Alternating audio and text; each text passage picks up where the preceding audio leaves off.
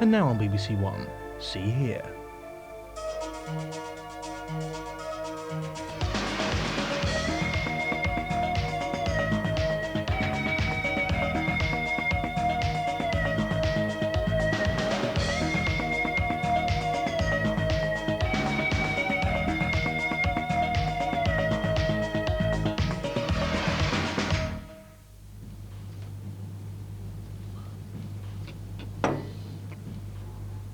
Hello and welcome to the Behind the News Cafe, and this is our last programme of 1997. Today's programme has a different theme because instead of looking into news stories, we're going to be asking where our news stories actually come from, and is the news that we receive genuine and accurate? I'll be talking to our three guests a little later on, but before that, a cup of coffee with Carolyn and a review of the month's news.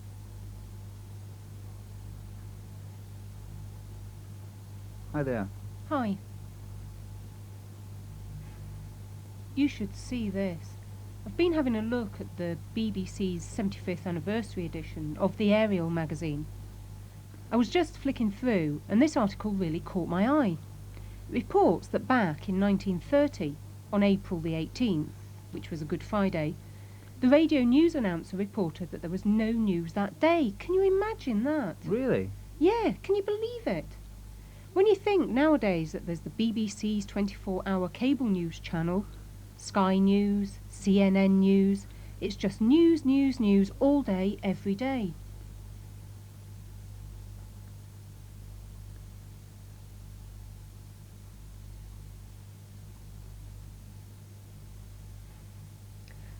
Just look at how newspapers like The Times and Independent interpret stories differently. You know the Remembrance Day service last month, and the fact that 1 week before, gay ex-service people held their own remembrance. One of those papers reported favourably on the event, whereas the other condemned it. The information you receive seems to depend on which newspaper you decide to buy. And it's not only newspapers, the same thing happens with television news. There are variations in the way that news is gathered and reported. Take the style of the BBC's 24-hour news channel, which was launched recently, as opposed to Channel 5's news programme, which is very informal. And then there's Channel 4's news programme as well. What is it that attracts people to watch a particular style of news reporting? And of course this then means that more competition is created between the different channels as they all try and attract more and more viewers. Yes, that's true. Channel 5 has just started their news programme, which seems to have taken viewers from Channel 4, which used to be really popular. In response, Channel 4 got rid of their editor. It just shows the power that viewers have. And then that means that you've got the programme makers at the top responding to what they think the audience is going to want, but is it in fact what they do want to see? And there's rumours circulating that the BBC plan to change their long-running 6 o'clock news programme to a more informal style. Critics are beginning to fear that this will mean the standard of news reporting will fall. What do you think? Well, I think that the problem is that the content is dictated by the viewing figures, but the figures might not necessarily reflect how many people are actively watching the programme. The numbers might be high, but that could mean that the TV is on in someone's home without anybody actually watching it. It's difficult to know which is the case. And what about the deaf community? I don't know if it's just me, but it does seem that the British Deaf News has changed its style. It appears to be much more outspoken. I'm thinking of the most recent edition where, on the front cover, the headline refers to the BDA challenging another institution. Then there was an article on the third page reporting a threat to the RNID of an interpreter strike as a protest against a proposed new banding system for mileage rates. I'd agree. I think it was good to see the BDN reporting in a way that they could have been doing for some time. That kind of challenging journalism makes for a much more interesting read, so at last, and I hope that we're going to see more of this happening from them. It's a bit like the approach that's already used with the American newspaper Silent News. It's more hard-hitting, and I'd like to see the BDN doing that. Well, If you've got a good, high-profile job and you're well known, it can be difficult to be critical of what you see in case of the consequences. But when I was just looking at the BBC's magazine, it seems that as part of an experiment, they handed over control to members of staff to produce one edition. The staff took the opportunity to be very critical of the management. I wonder if deaf people should take their lead. As you know, the only access we get to the news is through a few subtitled programmes. There's no subtitling on the BBC's 24-hour news channel or on Sky News. So all we really get is a national daily news bulletin on BBC Two that's signed. So maybe we should be letting them know that we're not satisfied. It's not enough. Access to news and information is really important. Well, there's so much news available these days through newspapers, cable TV, satellite TV, but there's so little in sign language. It's shameful and it needs to be improved. Now, over the last month, the major news story was the trial of Louise Woodward, which took place in America. We have been bombarded both on television and in the newspapers as we awaited the verdict with bated breath.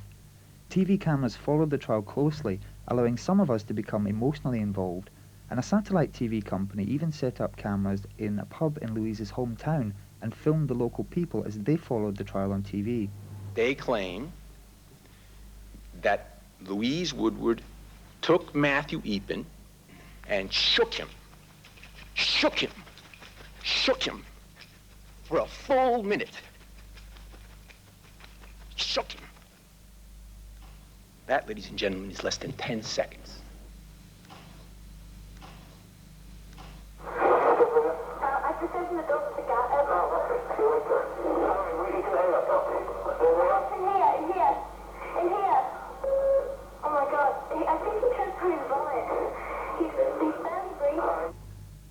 Well, here in Britain, we tend to be far more reserved about this sort of thing, and any changes in this direction would probably come about very slowly.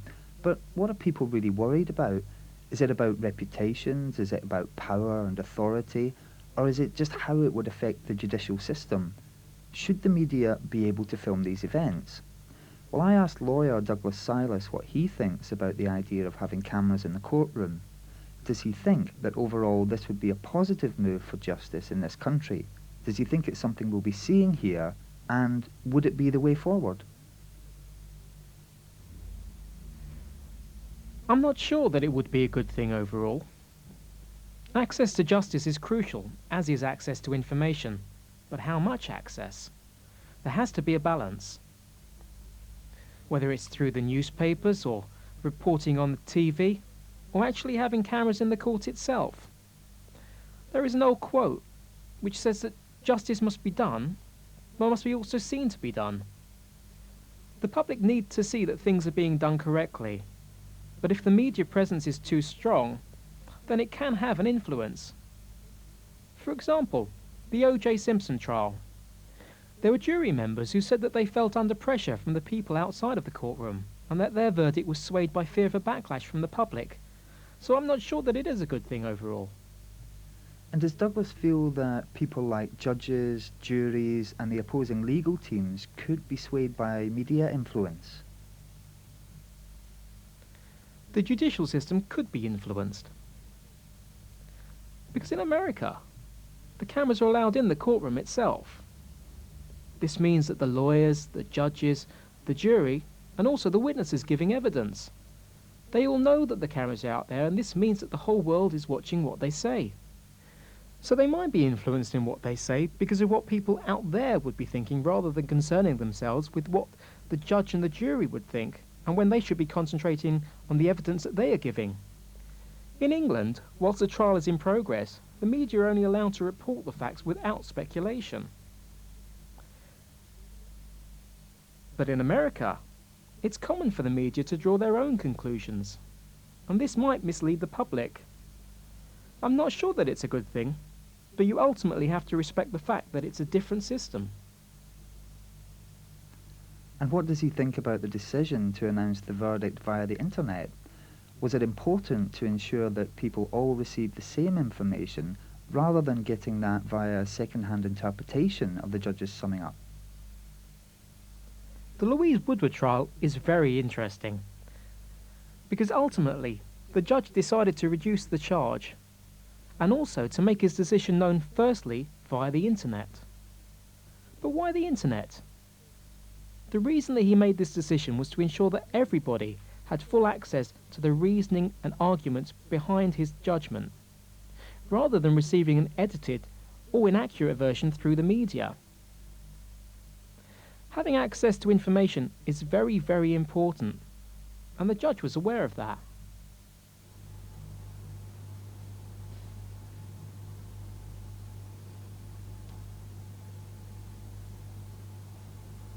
There are many different ways of reporting the news, some of which are highly intrusive.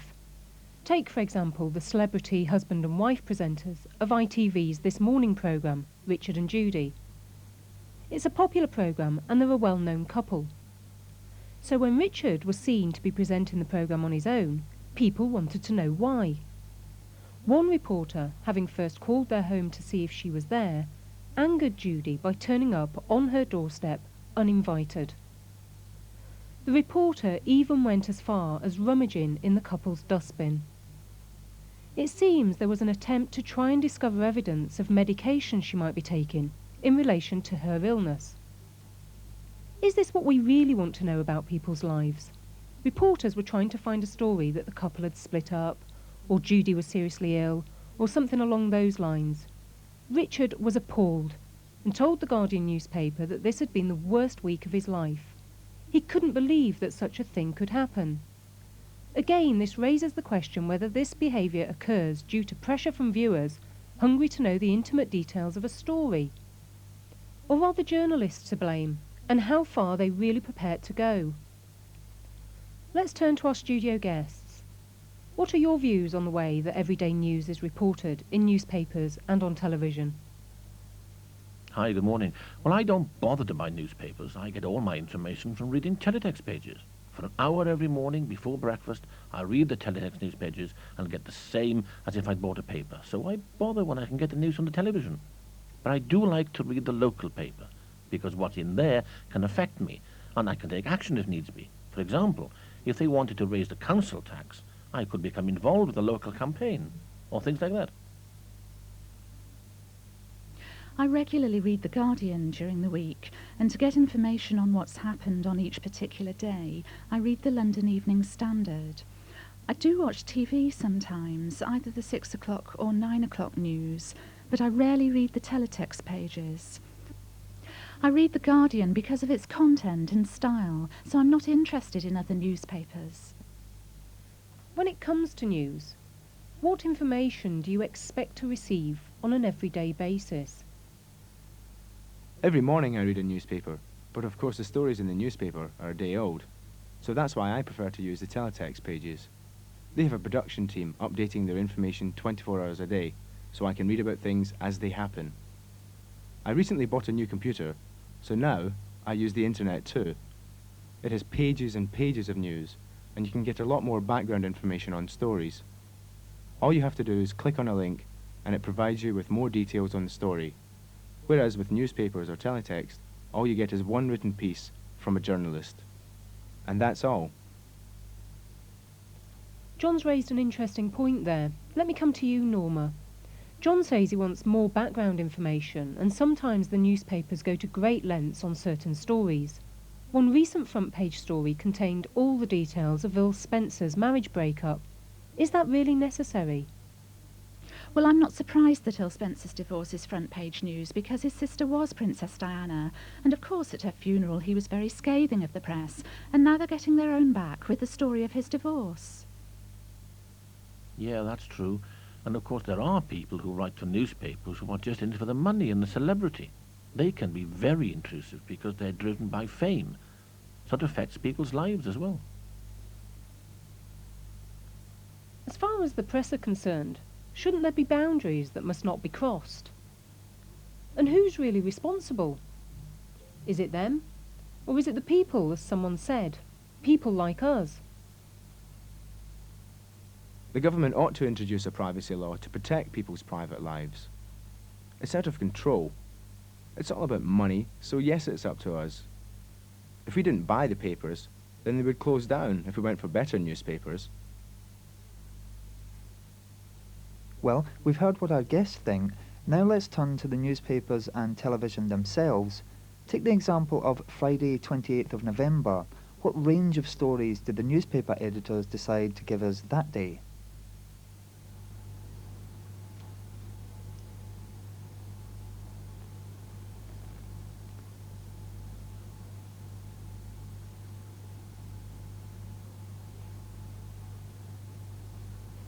Wow. And it's the same with television news. There's a whole range of different stories. I spoke to Channel 4's news editor Sarah Nathan about how she makes her decisions, and I also spoke to the controller of the BBC's 24-hour cable news channel, Tim Orchard. How do they make their decisions about which stories to run? Well, we work with our own planning area and with news gathering, which is the division of the news department that brings in news from all around the world and from Britain. And we draw up what we call the prospects, the daily diary. And on that diary we list things of significance, things of importance and things of interest. And on the basis of what we've listed, we then choose which to cover and when to put them on the air. Really, you look at the news through a prism almost of what your programme is expected to do. And not all events are covered. The amount we did on, for instance, the death of Michael Hutchins was minuscule compared to what other bulletins will have done. We haven't really done anything much either on the divorce of Earl Spencer.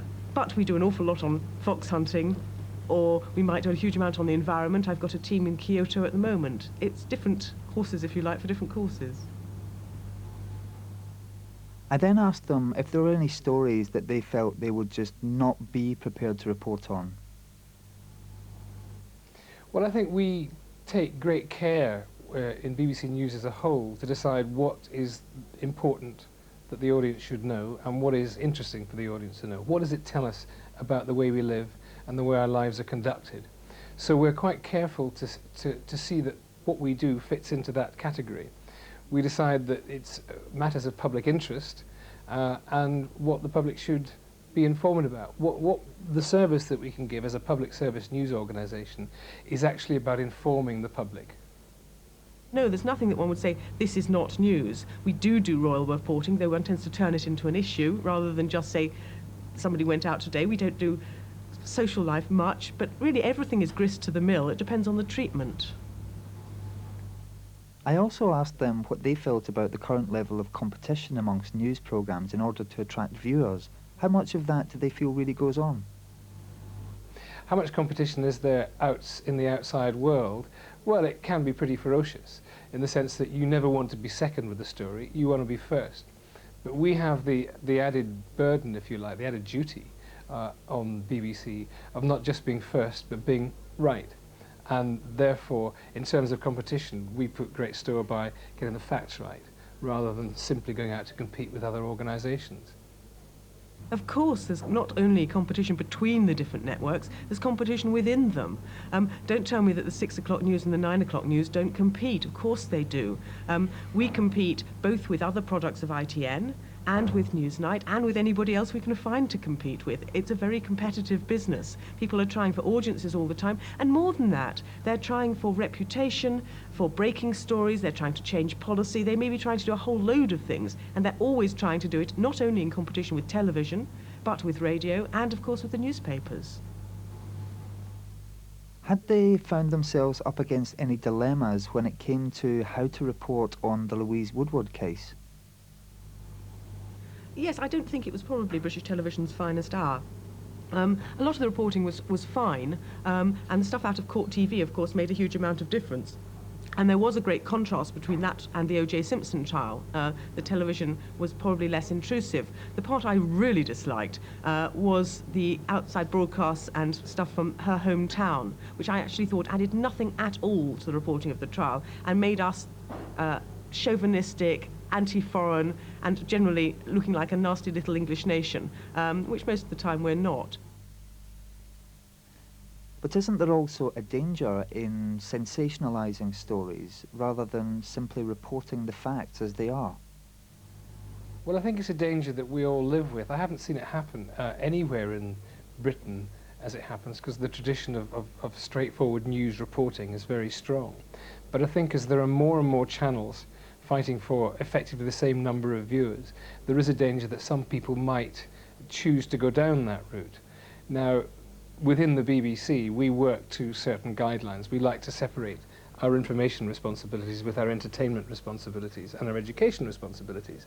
And so we work to quite a rigid set of guidelines, which within we're allowed to be flexible in what we cover. But I don't think we would ever drift into entertainment.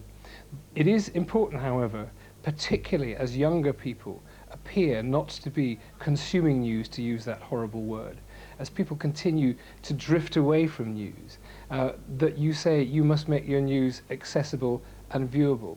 And that means making your news meaningful to people. So we're always looking at different ways of getting over different concepts and different arguments. But entertainment, no. Finally, I asked if, with such an appetite for news, are we just creating news in order to pander to that demand? Perhaps they were right to say 75 years ago, sorry, there's no news today, rather than seeking it out. Maybe we pander to news freaks. After all, they are a group of the community like anybody else. We're not hurting anybody else. You don't have to watch the news. In fact, there are great swathes of the day where you can't get any unless you actually have cable. The news is in fairly small chunks, and although there is much more of it than there was, and yes, it does feed off each other to some extent, I'm not sure that's necessarily a bad thing. If it becomes hugely trivial, yes, then that might be a disaster. If it becomes hugely intrusive, but there's actually very little sign in British television that is the case. And there aren't that many days when there is no news. I suspect that day, 75 years ago, when there was no news, was not because nothing was happening, but because they didn't know about it, and they didn't know about it because the communications were nothing like as good. For all I know, on that day, there was a revolution in Rwanda. They probably wouldn't have known about it on the same day in London. Well, we've looked at how news is gathered and reported on television and by the newspapers, and we've talked to the people who make the editorial decisions. Now let's look at how this relates to deaf people. The British Deaf News has, for many years now, been a lifeline for deaf people and is the source of much news from the deaf world. With me is John Dennerley, who's a member of the BDA's National Executive Council. Welcome, John. Hello. Let me take you back to when the BDA were having some problems and had to make the decision to close their offices in Carlisle. Apparently, some angry members wrote protesting to the British Deaf News, but although their complaints were received, they were either not published or, in one case, heavily edited. So the question is, why did this happen? Well, the BDA have recognised this as a problem, and the new policy decision was to establish an editorial board consisting of one executive councillor and 2 other independents, who along with the rest of the board will be making those editorial decisions, deciding what is and isn't suitable for inclusion, which makes for more consultation with members and a greater degree of independence. OK, this editorial team, with the inclusion of an executive councillor, what will their remit actually be? Can you elaborate on that? Well, there is already a review board made up of representatives from other organisations who look at which stories are suitable for publication in relation to deaf issues. Naturally, a deaf magazine has to be relevant to the deaf community. So some stories about cochlear implants, objections to sign language, and other sensitive issues have been vetoed by reps from external organisations who are part of the process of deciding what is suitable for publication. I see. Now, the British Deaf News is owned by the British Deaf Association. Supposing someone wanted to write complaining about the BDA, surely that relationship creates a difficult situation. Well, it's not just for the editorial team to decide. There is the review board, consisting of external representatives.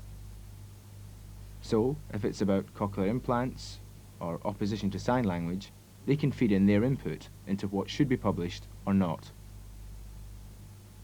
The aim is to cover a wide range of deaf issues for our readership, and at the same time to be a voice for deaf people themselves through our magazine. That's also important. I understand. You've mentioned the review board and the input from the executive councillor. But supposing during the editing process a decision is made by, let's say, a majority vote, surely then the Executive Councillor can overturn that decision so it no longer reflects the general opinion. The editorial team is independent. If it was made up of executive councillors, then we'd be open to criticism for not being impartial, which is obviously bad for our image, and that doesn't benefit our readership. The editorial team have to be a balanced group who are seen to be neutral and working to a clearly defined remit without negatively criticising other bodies. That said, we are happy to receive criticism. I think that it's positive and healthy. I want to see our magazine stimulating debate. But decisions have to be made about what is suitable for our readers, and of course, we'd hope to attract new readers and find out what features they'd like to see in the magazine. I see. Now, the British Deaf News is a magazine, but do you see it evolving into more of a newspaper, do you think? Well, back in 1994, Arthur Dimmock proposed a motion that the BDN be changed. It used to be in an A4 format, and the feeling was that it was time for something new. Then, at the Scarborough Congress, we consulted with members, and the consensus was that it change to what we have today. The current format isn't set in stone, so it is an ongoing evolution, and perhaps in 2 years' time it will evolve again. It depends if another magazine came onto the market, then we'd respond competitively to attract readers. Hopefully, it will become more like Silent News, which is really a newspaper, and it will be an all-inclusive deaf voice, more controversial and more campaigning on behalf of our members. Thank you, John. Well, the BDA have their own magazine, and here at the BBC they have their staff magazine.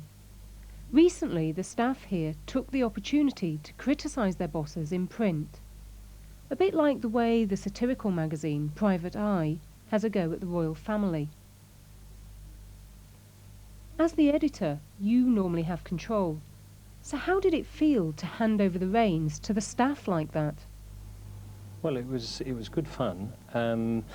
The reason we did it was to try and build our relationship with the readers, to have a bit more of a two-way exchange with them.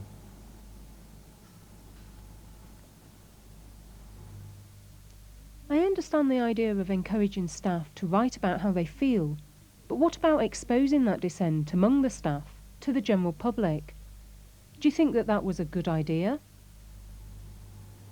Well, you should remember we come out 50 times a year. One issue we handed over to the staff for their views, but every other week there are letters that are critical. There's a fairly free policy on printing letters that are critical of management and of decisions taken in the BBC, and it seems to be a healthy thing that works well, and I can say it hasn't really damaged the BBC externally at all. John and I were chatting earlier about the British Deaf News. Do you have any advice you would give him? Well, there is always a danger in washing your dirty linen in public, as we say, and I think our experience is that it's never quite as bad as people think it's going to be. You have to be quite brave, and your management, if it's a management or your association, the executive of the association, has to take a deep breath and decide they're going to do it. But if you're going to go for it, and I can tell you that it won't be as bad as you think.